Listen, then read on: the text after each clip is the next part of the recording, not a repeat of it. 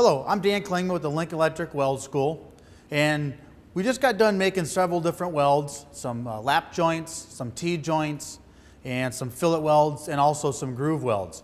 Now we finished those welds, but how do we now determine where do we need improvement at, and how do we determine whether those welds are acceptable? There's a couple general criteria that we can use to look at the welds and determine where we need to improve at.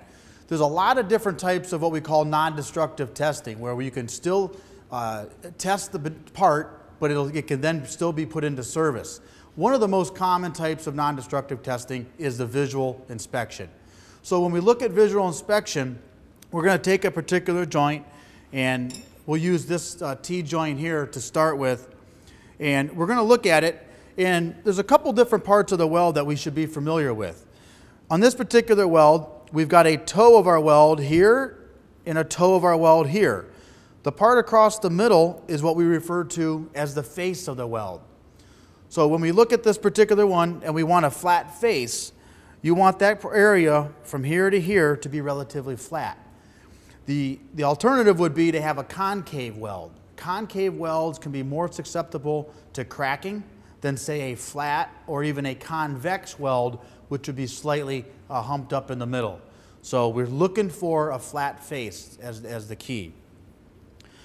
The other criteria that we're going to look at is proper placement in the joint. You know, obviously we want the weld to be in the joint. We don't want to be straying out of the joint. And I've got an example here of a lap joint, and we've got a fillet weld on here. And if you look right at the beginning, it's actually more on the bottom plate than the top plate. That's what we're referring to as proper placement. So you can see as we started the weld, we noticed we were on the bottom and then came back into the joint and proceeded down the weld. So again, making sure the weld is where you want it and it's properly placed is also a key criteria to look for in your welds. The other one is what we call, you're looking for the weld to be fairly uniform. And by fairly uniform, we mean nice and straight, and also, you don't have places where it's wide and narrow.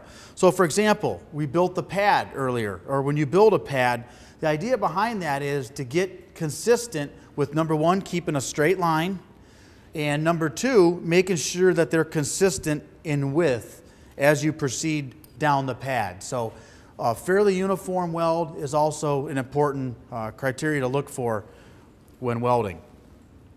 And one of the last ones that we look at is the wash-in, and we'll select this one here. This is a lap joint, but when we refer to wash-in, if we go back and we look at the toes of the weld that we talked about, we want the transition at the toe of the welds to blend in smoothly with the base material.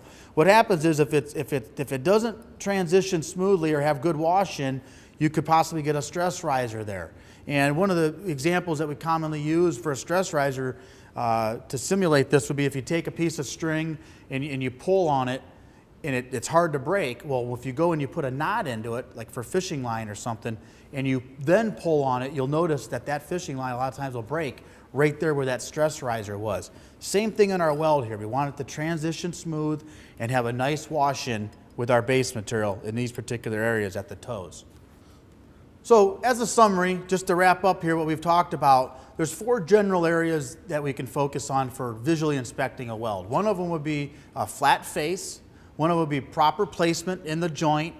One is fairly uniform, being the weld consistently shaped down the joint. And the last one is good wash-in at the toes of the weld.